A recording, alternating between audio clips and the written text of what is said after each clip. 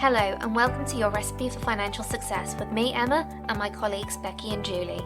In each episode, we'll be bringing you a list of ingredients to help you cook up a storm and master methods to finesse your finances.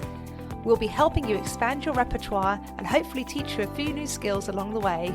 So, clear the counters and get your mixing bowls ready for today's recipe. Let's get started. Hi guys, how are you both today? All okay, thank you. Not too bad at all. All good here too, thanks. So I had a phone call earlier on today with regarding the igloo that we were going to be going to do in November, but obviously lockdown meant that it got cancelled, and I've rebooked for us to go right on Christmas. So we've got ourselves booked into an igloo at the Assembly House for a winter ski après meal, literally in the week before Christmas. Ooh. I hope it snows. That would be so cool. Imagine being in an igloo and it's snowing. Mind you, I guess we need to caveat that with subject to government guidance. Hopefully we'll be able to get there. I'm more interested to find out what a ski après menu is. Ooh, it looks really nice. I'll have to share it with you later on. I shall look forward to seeing that. Get my taste buds tingling. I did think we could all dress up, but maybe we should just go in ski clothes instead if we actually owned any. Yeah, if we actually owned any. And then we're definitely going to need the snow to actually be able to get there on our skis. Yeah. To be fair, there's a reason why I've never skied. Yeah, me too. You've seen the second Bridget Jones film? Oh, yes. That's what I imagine I would be like on a pair of skis. I don't think I'd even be that good, to be honest. At least you get some speed up. This is it, definitely. Oh, okay. So shall we get on with it for today then? Yeah. So in this week's episode, we are dusting off our Christmas budgeting tips. So, Julie, do you want to start off by telling us your number one top tip? Thank you, Becky. I think the best tip that I can give for anybody this Christmas is to make sure that you plan ahead. It's so important to make sure you know what you're going to be doing, what your budget is, and what you're going to be spending it on. And I think if you can do that, then you'll have an amazing Christmas without the worry of having debt at the end of it.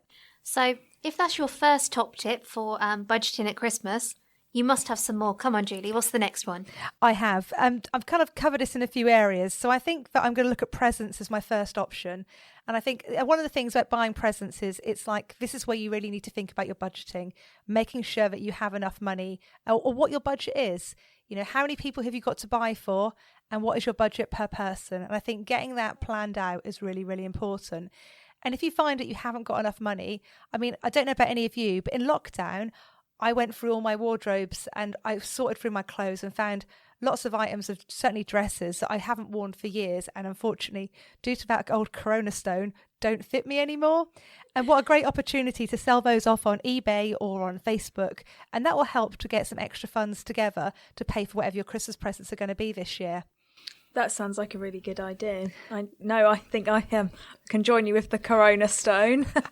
So I expect if I have a rummage through my wardrobe, I will too find some dresses that I could probably sell on to a new home. What about you, Emma?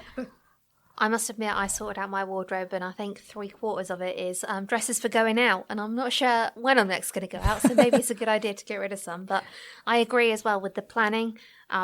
I know when I've had a look at Christmas shopping that I see something and I think, oh, that's nice. I'll just get that. Oh, I'll just get that too. And it can so easily spiral out of control. So definitely planning is a good one. Yeah, it's easy to get carried away as well, isn't it? When you, like you say, Emma, just going, oh yeah, just add that one on, or I'll just get that as well.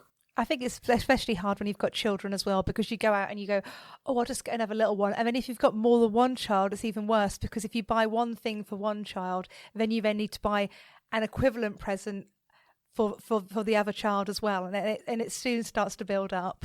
I always remember my mum saying that she not only had to spend the same amount on each of us, but we also had to have the same amount of presents as well, because it wouldn't be fair if one had more than the other. So that's where it can kind of get out of control quite easily. That sounds a lot like my mum as well. And to be fair, when we were little, we used to take it in turns to undo our presents. So if it was like, if I'd have been sitting there at the end and my brother still had 6 presents to open, I suspect I wouldn't have been the happiest of child in the world. Probably not. No. Oh, that's it. So, but and I do think that Christmas is definitely, and the presents is definitely for the children. It is definitely a magical moment to open Christmas presents on Christmas morning with children there. Definitely is. Yeah. But what about the adults? And I think one of these, an idea that's been coming about in the last few years, which I think actually started in offices. I haven't actually tracked down the history of this, but it's Secret Santa. So it used to be in the office when you've got like a load of people, what would happen is you put the names in the hat. Nowadays there's number generators or name generators that you can use. You'd all pull out a different name and you'd all be given a budget. I remember the days when £5 was a budget, but this year they're all up to £10 in the office. And then you'd go away and you'd buy an appropriate gift for that person. And I'm finding more and more people nowadays are doing it at home. Rather than buying a pair of socks for Uncle Eric and then Uncle Eric buying you a pair of socks back, or you exchange the same £10 voucher and you then pass it backwards and forwards to each other. It's a bit of a different way of doing it, and it certainly is. It's actually cheaper and means that it's a bit of fun. You can turn into a bit of fun in the household rather than socks, and more socks. There's always that dread, though, isn't there, of pulling the one person out of the hat that you'd have no idea what to buy for them. I know, this is all, oh no, I've got Uncle Eric, damn. Sorry for anyone who has an Uncle Eric. I'm sure that he's very easy to buy for socks. And another thing that I've seen recently as well is people are actually doing a Secret Santa at home, but rather than getting a name, they have to buy a generic gift which could be appropriate for anybody in the room, and then making it into a game on Christmas Day for then giving the gifts out like that. Not sure if either of you two have done that before. I haven't heard of that one before. That me sounds quite interesting. It must be really hard to buy a gift that's generic for everybody. It would have to be food or drink, unless, of course, you've got the aunt who doesn't drink, and then that's going to be a real problem. Yeah. Or got a chocolate allergy. I mean, I once knew somebody with a chocolate allergy. Oh, my God. I don't think I'd survive. No. Oh, I didn't know it was a thing, but it no, is. I didn't know that it was a thing. I guess you could get, like, board games, maybe? Yeah, that's a good idea, yeah. Then there's a risk if you've got, say, 7 or 8 of you, to buy a board game that no one has, you're going to be stretched a little bit, possibly. Or maybe you could make something. Everybody loves a homemade gift. Well, no, this is very, very true. And actually, that's one of the items on my list, Emma. So I haven't been reading your list, promise. So making a homemade gift is also there. So things like cakes, cookies, that's good if you're going to be seeing the person quite close to Christmas, because I'm pretty sure that, well, actually, nobody would want to eat anything that I cook, to be honest. But one of Emma's lovely cupcakes, I'm sure, wouldn't last if she gave them to me a week before Christmas. No. I hope they wouldn't last that long anyway. That's it. But one of the things that I did this year, I also found in lockdown that I had more time, and I became a bit of a forager, and I was out and about collecting fruit. I don't know why you two are laughing at me being a forager. It's just such a funny word. So I was out and about picking blackberries and elderberries and Victoria plums. It was a good year for the plums this year, and making blackberry vodka and elderberry gin and all sorts of other delights, which I am planning on bottling up as presents. But yeah, guys, if you get them, look surprised. Yeah, we'll forget that we had this conversation. Sounds like the party's going to be at your house anyway with all those drinks. To be fair, I've got so much of it. I hope it's going to last for another couple of years. I don't think I know enough people to actually give it all out to. Blimey, how much foraging did you do? I did a lot of foraging. I think I've got about 16 litres of the stuff. Oh, wow. Blimey, you're in for a good Christmas then. Or is that our Christmas present sorted for the next 10 years, Becky? Oops, awkward. I think it might be. No, definitely. Also, going back to what you could spend, obviously getting money and saving money on presents, is using things like other techniques could be like buying, obviously not for this year because it's too close to Christmas, but for next year, like buy presents in the January sales, or buy one gift a month throughout the entire year. So split out the presents, split how many people you've got, or 2 gifts a month, depending on how many people you have to buy for, and then split that cost over 12 months. That sounds like a really good idea. And with the January sales as well, you can normally pick up some good like gift sets that, as a rule, don't change from one year to the next. So you might as well get them while they're at sale price. Definitely. Another thing I always buy in January is wrapping paper, because I always think it's so expensive, and it's nice to be able to have the pretty ones, but they're a fortune. So if you wait until January, you can buy up all the really pretty ones and save them for the next year. That's a really good plan. Last year, we actually used magazines in the office as wrapping paper for our Secret Santa. We did. Who knew the Financial Advisor magazine was so interesting? And at least it disguises it as well, so nobody knows whose is whose. Yeah, that's true. No one can think, oh, I know Becky's got that wrapping paper. This one must be from her. This is it. Or think, oh, who found that cheap wrapping paper and wrapped my present in that? I am a bit of a wrapping paper judger, I'm afraid. So, Oh, that's an extra pretty bow. Who did that one? yeah. Definitely not me if it's a bow. No, that'll be you, Emma. You're the bow girl. Or if you don't want to buy all your gifts and you've got nowhere to store them, put money away each month for Christmas gifts. I mean, certain bank accounts nowadays have pots in them where you can actually put money each month into a pot. Or if anyone read Eddie's blog the other month, you'll see that Eddie collects his money in jam jars. He has a jam jar for his Christmas money for his presents that he's going to buy for people. I hope you're not going to be taking his jam jars to put your jam in. Well, no, I'm sure that I'll let Eddie keep his jam jars. That will be fine. So. Another good idea is also a homemade gift voucher. And that would be like offering something, a service. So, for example, like a car wash or like maybe a back massage, normally to your loved ones rather than Uncle Eric. Yeah. Although Uncle Eric... Eric... That's my Secret Santa out the window, isn't it? Although Uncle Eric might like a back massage. Or maybe like something like a trip out when you pay in advance. So, for example, certainly this year where you've not been able to do as much because of lockdown, it could be that I could, Becky, I'll take you to the cinema next year. I'll take you to see the new James Bond film as your Christmas present. That would be lovely if I like James Bond. Oh, I think that's a Christmas present for Julie. Yeah. Don't be so ungrateful. That would be a very nice present, Julie. Thank you. But as an example, it could be something. So rather than paying for it now, you could do a homemade gift for something that will be happening next year to help spread the cost across. And there's also things like using cashback systems like Top Cashback or Quid Quo. And we'll make sure we share the links to both of those, Top Cashback and Quid Quo, in our podcast write-up. Yeah, the Top Cashback one is really good. I know my husband uses it all the time.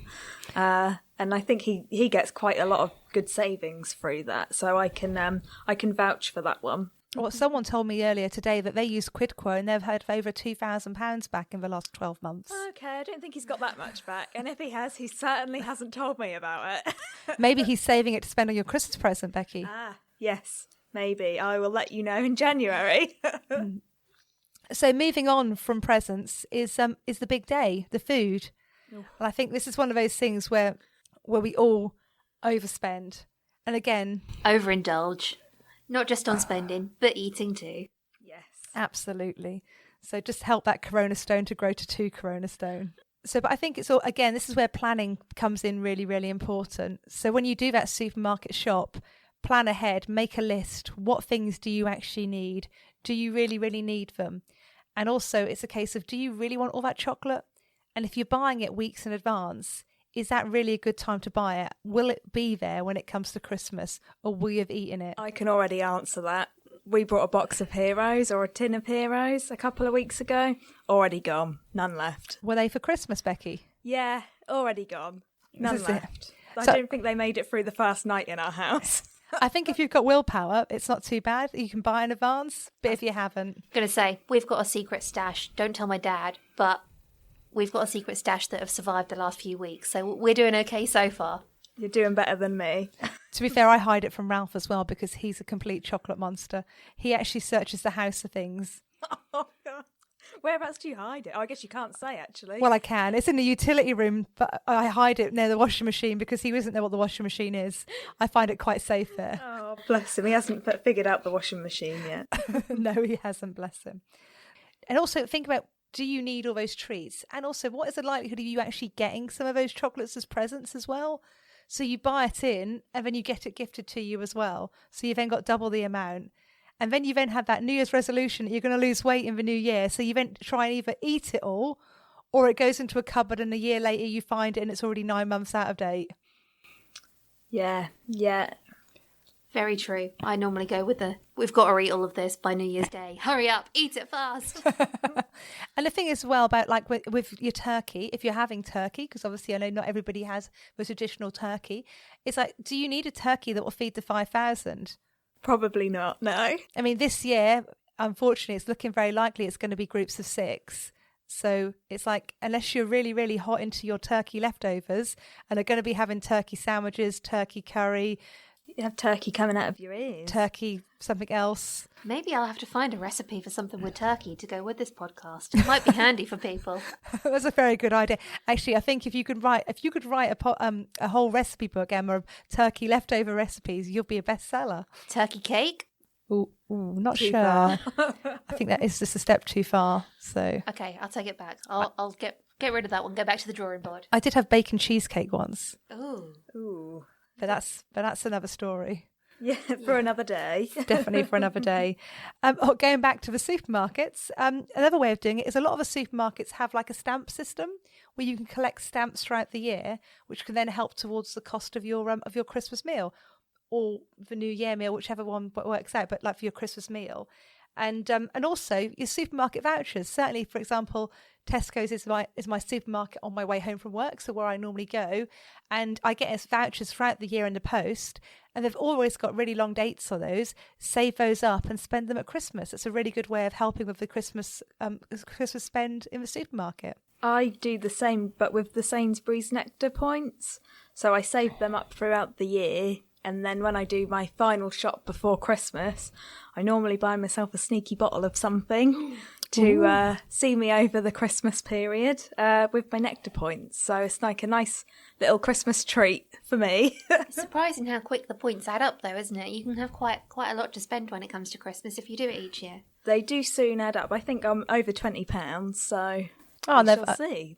And £20 on top of what your normal spend would be is, That's a fair chunk off, really, because there's only normally 2 of us in the house, so £20 does go a long way. no, definitely. Especially if you're cutting back on all the sweet treats. Yeah, we'll see about that. Yeah, I reckon we'll all be coming in after Christmas going, oh. We'll be rolling in.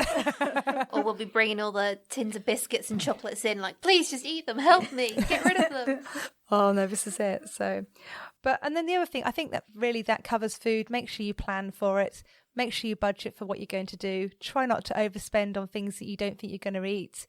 Think about what things you're likely to get as presents, and make sure And at the end of the day, it's Christmas. It's about enjoying yourself as well, but try and do it without getting yourself into debt. There's no reason why Christmas can't still be enjoyable, but cost effective as well. So, and there's a couple of after Christmas tips here, which are ones for you to think about. Or actually, this one's before Christmas, but Christmas cards. So, love them or hate them. They've been going and they've been about for I don't know how many years. I spent the other week signing 750 Christmas cards for work. I can second that, as did I. I still have the joy of that one. I'll get them done soon. So we have all the Christmas cards that we send out, but personal Christmas cards over the years, I've had less and less friends, or more and more friends, decide to not do Christmas cards, make a donation to charity, which is a good way of doing it. Really good, yeah. But also my only tip with that would be, if you're going to do that, let people know early on. Yeah, so there's not that awkward moment where you're sending a card. And you're not getting one back. Yeah, and then the next year you think, oh, I won't bother sending one. I didn't get one last year. And then you get one. That is very awkward. So, and back on Christmas cards as well is to cut up your Christmas cards. So when I was little, we used to have what my mum called pinking shares. And I used to get the Christmas cards down, and we'd heavy sigh about anyone who'd written on the left-hand side of the card, because we obviously couldn't then cut that one up. And then we would also then make sure that they could be used. So it was always like the cards would arrive, and it'd be like, ooh, that'll make a lovely tag. You'll get 2 out of that card. Oh yeah, that was good. If you get 2 out, it was a right bonus. I remember doing that as well, and then being told, well, that's not big enough. You're not going to be able to write on the back of that, are you? And it was always great when they were like tree shaped and different shapes of the yard, trying to cut them into stars and things. Yeah, definitely. We used to do that. So, and it's like a nice way of doing it, keeping your Christmas cards, cutting them out, putting tags in them. It's a nice thing to do. Or even just, you don't even put like a ribbon on, you can just sellotape on the tag as it is. And it's a nice way of marking up your presents for next year. Definitely, I really like that one. And I'm guessing you can probably sit and do it. The time between Christmas and New Year when you sat there and you don't really know what to do, you've watched loads of TV, you could sit and even do it then as well. So you've got the job done, ready for the next year. You mean you take your Christmas cards down between Christmas and New Year, Emma? Well, close to New Year, yeah. Sometimes. Not the 6th of January? Shh. Not everybody does that anymore, you know. I must admit, my tree is normally down New Year's Eve.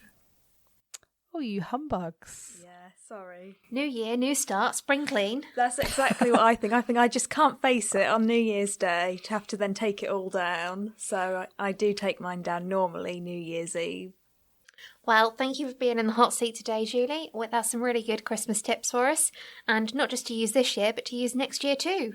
This is it. And there'll be a link on our podcast details of a Christmas hints and tips guide for you if you wish to download it. Thank you very much. Have a happy Christmas, everybody. Ho, ho, ho! And with that, we've completed today's recipe. We hope you have enjoyed following along with us today and cooking yourself one recipe closer to a financially secure future. If you'd enjoyed today's podcast, you can head over to www.recipeforfinancialsuccess.co.uk, where you can find out more information and a full list of ingredients on today's recipe. For more hints, tips and tasters, find us on Facebook at Your Recipe for Financial Success. Thank you for listening and see you next time.